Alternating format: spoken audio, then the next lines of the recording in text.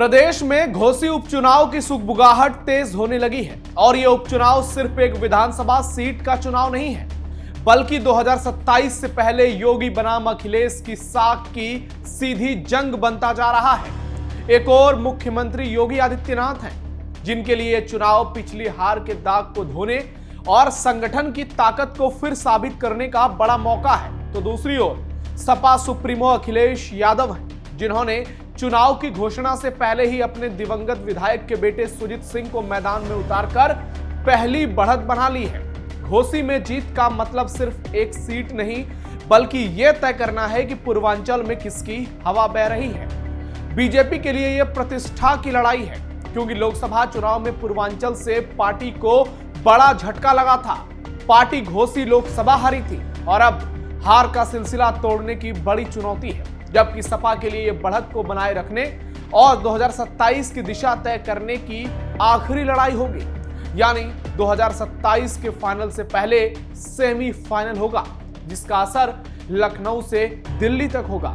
नमस्कार, थर्ड आई में आपका स्वागत है। मैं हूं नवेंदु और आज के थर्ड आई में बात करेंगे घोसी विधानसभा उपचुनाव की, जो योगी वर्सेस अखिलेश की जंग होने जा रहा है। घोसी उपचुनाव बना सियासी अखाड़े का केंद्र। योगी बनाम अखिलेश की जोरदार टक्कर। पूर्वांचल के चुनावी रण में कौन मारेगा बाजी। 2027 से पहले सियासी सम्मान की सबसे बड़ी लड़ाई। सपा के पूर्व विधायक सुधाकर सिंह के निधन के बाद घोसी विधानसभा सीट खाली हो गई है। इसके साथ ही मऊ में एक बार फिर से उपचुनाव की हलचल तेज है और अब पूरे प्रदेश में इस उपचुनाव की चर्चा शुरू हो गई है। एक और जहां बीजेपी, बीएसपी और कांग्रेस इस सीट के लिए अपने पत्ते नहीं खोल पा रही है, तो दूसरी ओर समाजवादी पार्टी ने अपने पूर्व विधायक सुधाकर सिंह के छोटे बेटे सुजीत सिंह के नाम का ऐलान कर दिया है और सुजीत सिंह को आगामी उपचुनाव के लिए पार्टी का उम्मीदवार बना दिया है। बता दें कि पिता सुधाकर सिंह की मौत के बाद से ही घोसी विधानसभा सीट से सुजीत सिंह की दावेदारी लगभग तय मानी जा रही थी। सपा विधायक की मौत के बाद जहां सपा सुप्रीमो अखिलेश यादव बेटे सुजीत को दिलासा देने के लिए लखनऊ के मेदांता अस्पताल पहुंचे थे, वहीं उनकी 13वीं में श्रद्धांजलि अर्पित करने के लिए सुधाकर सिंह के पैतृक गांव भी गए थे। अखिलेश यादव के एक बयान के बाद से ही सुजीत के नाम की चर्चा तेज हो गई थी और यह तय माना गया था कि यही आगामी उपचुनाव में पार्टी के उम्मीदवार होंगे, जिनमें सपा सुप्रीमो ने कहा था कि सुजीत को हम और मजबूत करेंगे।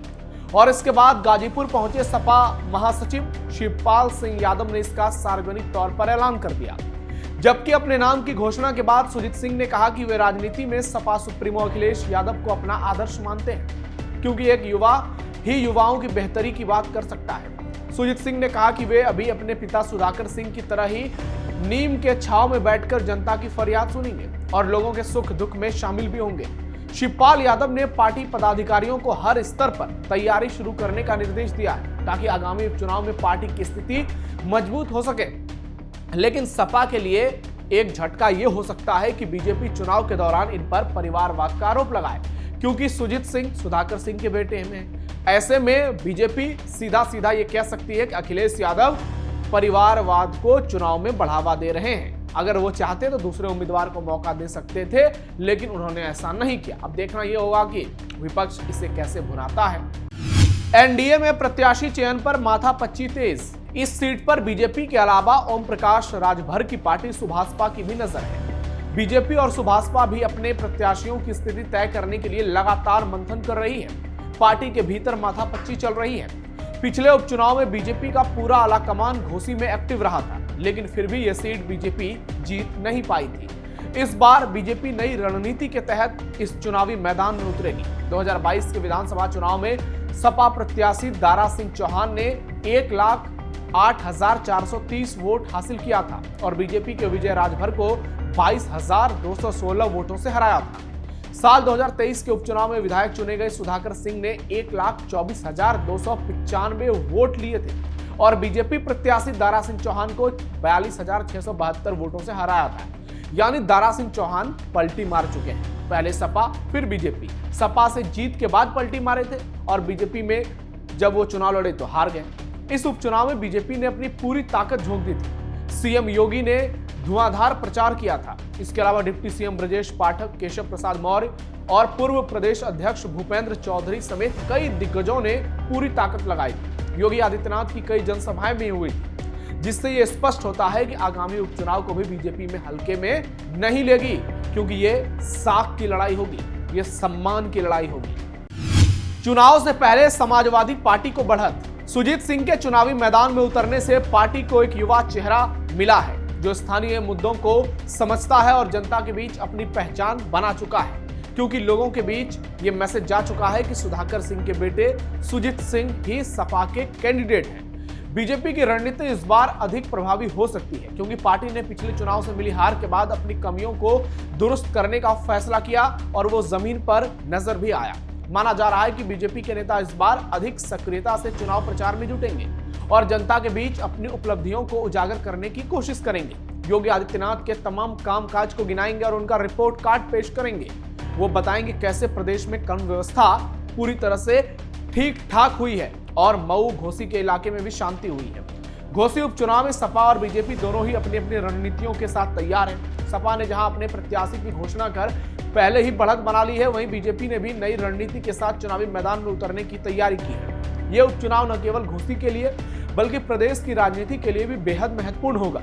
इस चुनावी माहौल में जनता की भूमिका भी बेहद निर्णायक होगी, क्योंकि वे तय करेंगे कि किस पार्टी का प्रत्याशी उनके मुद्दों को सही तरीके से उठाता है और उनकी अपेक्षाओं पर खरा उतरता है। घोसी उपचुनाव की तैयारी में सभी दल अपनी पूरी ताकत झोंकने के लिए तैयार हैं। बस अब इंतजार है कब चुनाव आयोग घोसी में उपचुनाव के तारीखों का ऐलान करता है। घोसी विधानसभा सीट का जातीय समीकरण। चलिए अब आपको घोसी विधानसभा सीट का जातीय समीकरण समझाते हैं, जो पूर्वांचल की सियासत में बेहद महत्वपूर्ण है, जो संतुलित और निर्णायक माना जाता है, जहां किसी एक वर्ग के दम पर चुनाव में जीत नहीं होती है। यहां मिले जिले वोटरों की संख्या है। उपलब्ध चुनावी डेटा के मुताबिक स्थानीय आकलन के आधार पर यहां मुस्लिम वोटरों की आबादी 18% के आसपास है, जो आमतौर पर सपा के पक्ष में गोलबंद होते हैं और एक तरफा वोट करते हैं, जबकि राजभर समाज की आबादी 18 से 20% मानी जाती है और ये सीट का सबसे प्रभावशाली अति पिछड़ा वोटर है, जिसकी राजनीति दिशा चुनाव में एक बड़ा महत्वपूर्ण योगदान तय करती है। यादव वोटर करीब 14 से 16% है और इसे कहा जाता है कि ये सपा का पारंपरिक वोटर है। दलित वोटरों की संख्या की बात की जाए तो 17 से 18% यहाँ है, जिसमें जाटव और गैर जाटव दोनों शामिल हैं, जिस पर बीएसपी और बीजेपी दोनों की पैनी नजर टिकी रहती है, जबकि सवर्ण जातियों में ब्राह्मण, क्षत्रिय और वैश्य कुल मिलाकर 12% होते हैं और आमतौर पर ये बीजेपी की ओर झुकाव रखते हैं। इसके अलावा अन्य पिछड़ी जातियां जैसे कुर्मी, निषाद, मौर्य और लोध जाति के भी 10 से 12% वोटर हैं। ये जटिल जातीय गणित घोसी को हर चुनाव में कांटे की टक्कर वाला चुनाव बना देता है और अब देखना यह होगा कि इस बार जातिगत आंकड़े किसके पक्ष में होते हैं, कौन किस जाति को अपनी ओर कितना गोलबंद कर पाता है, क्योंकि चुनाव में जाति का मुद्दा तो गूंजेगा, हिंदू मुसलमान का मुद्दा तो गूंजेगा। 2027 से पहले सेमीफाइनल मुकाबला। घोसी का उपचुनाव अब महज एक सीट की लड़ाई नहीं रह गया है, बल्कि 2027 के विधानसभा चुनाव से पहले योगी आदित्यनाथ बनाम अखिलेश यादव का सियासी सेमीफाइनल बन चुका है, जहां हार जीत का असर सीधे प्रदेश की राजनीति पर पड़ेगा। एक और सीएम योगी हैं, जिनके लिए यह चुनाव कानून व्यवस्था, संगठनात्मक ताकत और सरकार की उपलब्धियों पर जनता की मुहर साबित करने की परीक्षा है, जो कि पहले उपचुनाव में देखने को मिल चुकी है। तो दूसरी ओर अखिलेश यादव हैं, जो इस उपचुनाव को 2024 लोकसभा की लय और 2027 की नींव से जोड़कर देख रहे हैं और ये उनके पीडीए की सम्मान की भी लड़ाई है।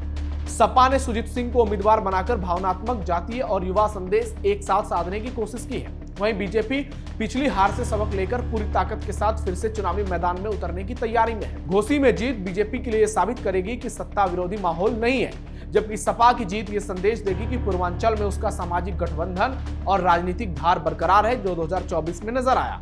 यही कारण है कि ये उपचुनाव साख, भविष्य और नेतृत्व की जंग बन गया है, जिसका असर 2027 की तस्वीर पर साफ नजर आएगा। देखना यह दिलचस्प होगा कि घोसी उपचुनाव में क्या एसआईआर का मुद्दा गूंज सकता है, क्योंकि एसआईआर को लेकर यूपी में जबरदस्त बवाल हुआ।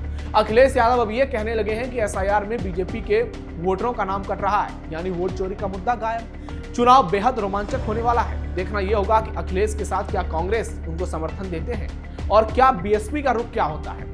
ये चुनाव बेहद रोमांचक होने वाला है। इंतजार कीजिए घोषणा का।